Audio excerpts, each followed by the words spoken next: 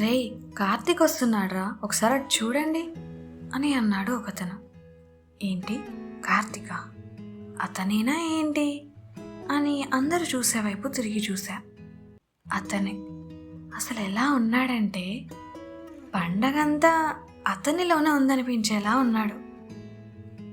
పంచగట్టుకొని maroon colour full hand shirt, హ్యాండ్స్ని ఒక 3 steps పైకి ఫోల్డ్ చేసి పెట్టాడు. చేతికి వాచ్, మెడలో సన్నటి ఒక గోల్డ్ చైన్, కళ్ళకి కళ్ళజోడు, చెరుగ్గడలు 2 పెద్దవి చేతిలో పట్టుకొని నవ్వుతూ స్టైల్గా మా వైపే నడుస్తూ వస్తున్నాడు. మా దగ్గరికి వచ్చేంతసేపు అలానే చూస్తూ ఉన్నా. పర్లేదు, బాగానే ఉన్నాడులే అని అనుకున్నా. చెప్పాలంటే బాగానే ఉన్నాడనే మాట చాలా తక్కువ, ఎందుకంటే చాలా బాగున్నాడు. అదిరిపోయాడు అనే మాట సరిగా సరిపోతుందేమో తనకి, కానీ నా ఇగో ఒప్పుకోలేదు. అందుకే జస్ట్ బాగానే ఉన్నాడంతే. తను రాగానే అందరూ తనతో మాట్లాడుతూ ఉన్నారు. నేను సైలెంట్గా అన్నీ వింటూ ఉన్నా. ఇంతలో తనే నా వైపు చూసి ఎవరు తను అన్నట్టుగా రమ్యని అడిగాడు. అప్పుడు రమ్య తను సత్య అని చెప్పింది. ఓ, హాయ్ అని అన్నాడు. నేను కూడా ఏమీ తెలియనట్టే హాయ్ అని అన్నాను. తర్వాత మళ్ళీ ఏదో ఒకటి నాతో మాట్లాడిస్తూనే ఉన్నాడు.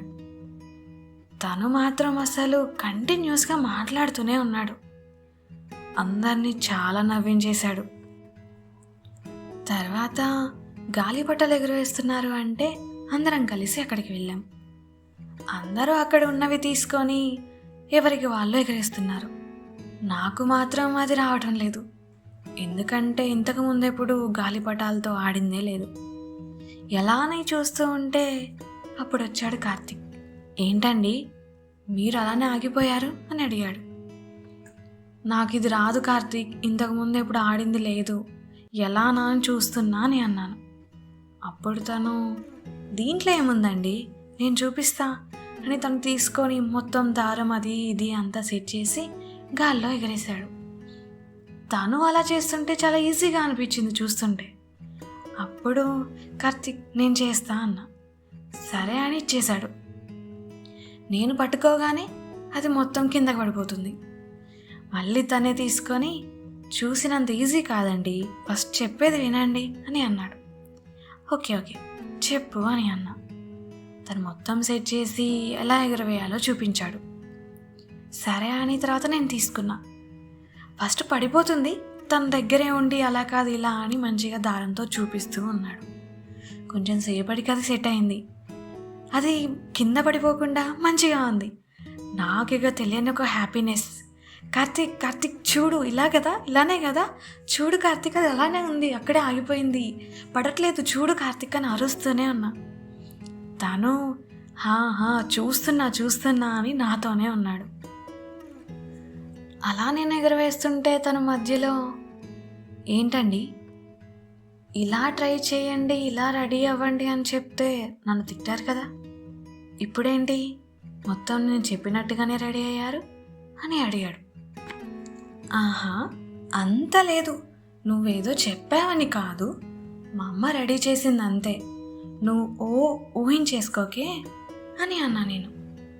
తను మాత్రం సరే సరే అంటూ నవ్వుతున్నాడు. మళ్ళీ అదే నవ్వు. తిట్టినట్టు మాట్లాడినా నవ్వుతావేంటి నువ్వు అని అడిగా నేను. తను ఏదో చెప్పబోయాడు. అదే టైంకి వివేక్ వచ్చి అమ్మ వాళ్ళు పిలుస్తున్నారని చెప్పాడు. నేను తన వైపు చూసా. తను సరే వెళ్ళండి అని అన్నాడు. గాలిపటం తనకిచ్చేసి నేను వెళ్తా అని చెప్పేసి వచ్చేసా.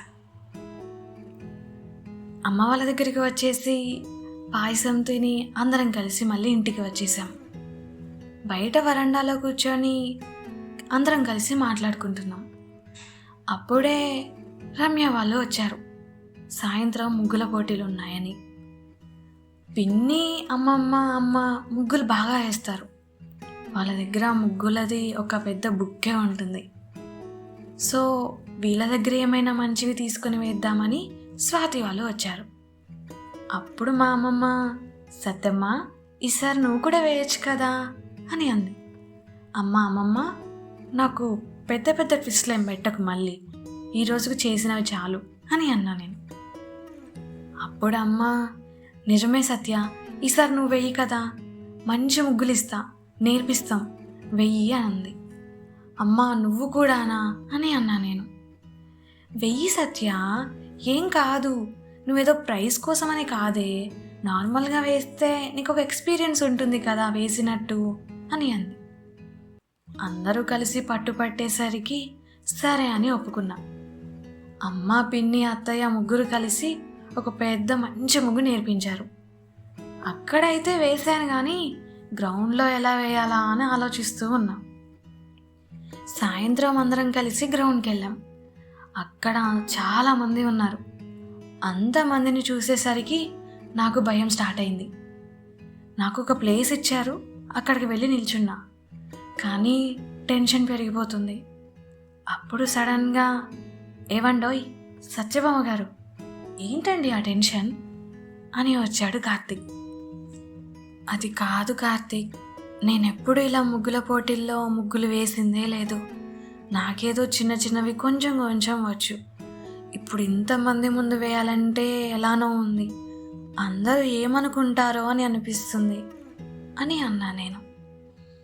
అప్పుడు తను, దీంట్లో ఏముందండి, మీకు వచ్చింది వచ్చినట్టుగా వేస్తున్నారు, ఎవరు ఏమనుకుంటే ఏంటి చెప్పండి, అందరి గురించి మర్చిపోండి, మీరు ఎలా అనుకుంటే అలా వేయండి. ఒకటి చెప్పనా, భయంతో కాకుండా ఇష్టంగా వేయండి, మీ చుట్టూ ఎంతమంది ఉన్నారన్నది మీరు మర్చిపోతారు, సరేనా? అయినా అందరినీ భయపెట్టేసే సత్యభామ గారు కూడా భయపడతారా? ఇది కొంచెం కొత్తగా ఉందే అని అన్నాడు. అబ్బా కార్తీక్, ఇప్పుడు ఆ టైం నన్ను ఆట పట్టించడానికి అని అన్నా నేను. సరే సరే, మీరు కూల్ అవ్వండి, ఏం కాదు, సరేనా అని అన్నాడు. నీకేంటయ్యా, నువ్వెన్నైనా చెప్తావు, వేసేది నేను కదా, అయినా నువ్వేంటి ఇక్కడ, నువ్వు కూడా వేస్తున్నావా ఏంటి అని అన్నా నేను. నేనేం వేయట్లేదులేండి, కానీ వేసే వాళ్ళని ఎలా వేస్తున్నారా అని చూస్తూ ఉంటా, చీటింగ్ ఏమైనా చేస్తారేమోనని చెక్ చేయాలి, అందుకే ఇక్కడ నేను అని అన్నాడు. అబ్బో, నువ్వు చెక్కింగా అని అన్నా నేను. అదే టైంలో టైం స్టార్ట్ అని అన్నారు. నేను కార్తీక్ వైపు చూసా. తను నన్ను చూస్తారేంటి, స్టార్ట్ చేయండి అని అన్నాడు. సరే సరే నువ్వు వెళ్ళు అని తనకి చెప్పేసి ముగ్గు వేయడం స్టార్ట్ చేశా. స్టార్టింగ్లో కొంచెం స్లోగా వేసాలే కానీ తర్వాత ఫాస్ట్గా వేసేసా. చుట్టూ అందరూ ఉన్నారని నిజంగానే మర్చిపోయా. ముగ్గంతా అయిపోయాక ఒకసారి చూసుకున్నా. నేనే నమ్మలేనంత మంచిగా వచ్చింది.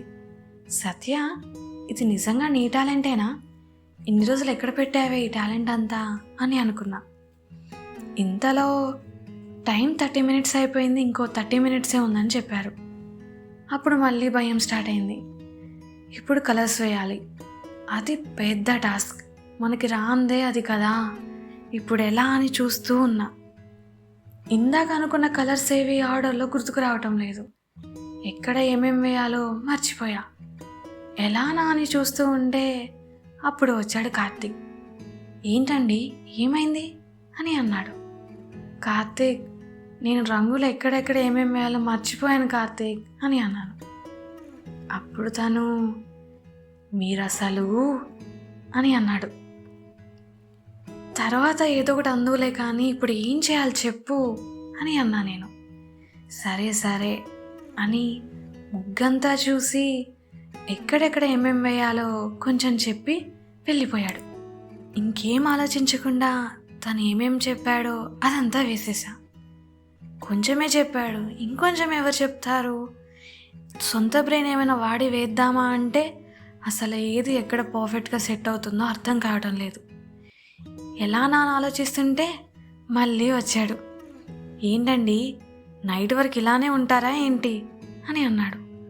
నేనేం ఉండను, ఫస్ట్ ఇక్కడ ఇంకేం వేయాలో చెప్పు అని అన్నాను. మళ్ళీ ఏమేం వేయాలో చెప్పి ఫాస్ట్గా వేయండి అని వెళ్ళిపోయాడు. అంతా అయిపోయింది, కానీ కొంచెం ప్యాచ్ వర్క్ మిగిలింది. వేరే ప్లేసెస్లో ఇంకొన్ని రంగులు వేస్తే బాగుంటుంది అనిపించింది. ఈ పిల్లగాడినే అడుగుదామని ఎక్కడ ఉన్నాడా అని చూస్తూ ఉన్నా. అప్పుడు తను పక్కన నుంచి, వెతక్కండి, మీ పక్కనే ఉన్నాను, చెప్పండి ఏం కావాలి అని అడిగాడు. ఇక్కడ ఈ ప్లేసెస్లో ఏ రంగులు వేస్తే బాగుంటుందో చెప్పొచ్చు కదా అని అన్నాను. తను చూసి ఏం వేయాలో చెప్పి వెళ్ళిపోయాడు. నేను ఫాస్ట్గా అది కంప్లీట్ చేసి ఒకసారి ముగ్గు చూసుకున్నా. నాకైతే నచ్చింది. అదే టైంకి టైం అప్ అన్నారు. ఫాస్ట్గా అమ్మ వాళ్ళ దగ్గరికి వెళ్ళిపోయా. అమ్మ వాళ్ళు నన్ను చూసి షాక్ అవుతున్నారు. ఏంటే ఇన్ టైంలో ముగ్గు వేస్తావని కొంచెం ఎక్స్పెక్ట్ చేయలేదు, బాగానే వేశావు అని అన్నారు. అప్పుడు అమ్మమ్మ, ఏంటి కార్తీక్ వచ్చాడు, వాడేమో హెల్ప్ చేశాడా అని అంది. నేను అప్పుడు, ఎవరేం హెల్ప్ చేయలేదు, నాకు నేనే వేశా అని చెప్పా. అప్పుడు అమ్మమ్మ, నేను చూశాను లేవే, నీకంత బ్రెయిన్ లేదులే, ఇంత ఫాస్ట్గా ముగ్గు కంప్లీట్ చేస్తావని ఎలా అనుకుంటా, వాడే చెప్పుంటాడు కదా అని అంది. ఇంకా కవర్ చేయడం ఎందుకులే అని ఏదో కొంచెం చెప్పాడులే అని చెప్పా. ఆ తర్వాత జడ్జి ఎవరో వచ్చి అన్ని ముగ్గులను చూస్తూ ఉన్నారు. కొంచెం సేపటికి ప్రైజ్ అనౌన్స్మెంట్ స్టార్ట్ చేశారు. మనకెలాగో ప్రైజ్ అనేది రాదులే అని గట్టిగా ఫిక్స్ అయిపోయి ఉన్నా. సడన్గా సత్య థర్డ్ ప్రైజ్ అన్నారు. నేను షాక్, నాకు ప్రైజా, ఈ జడ్జి సరిగ్గా చూశాడా లేదా అని అనుకున్నా. అమ్మ పక్క నుండి, సత్య నిన్నే వెళ్ళు అంది.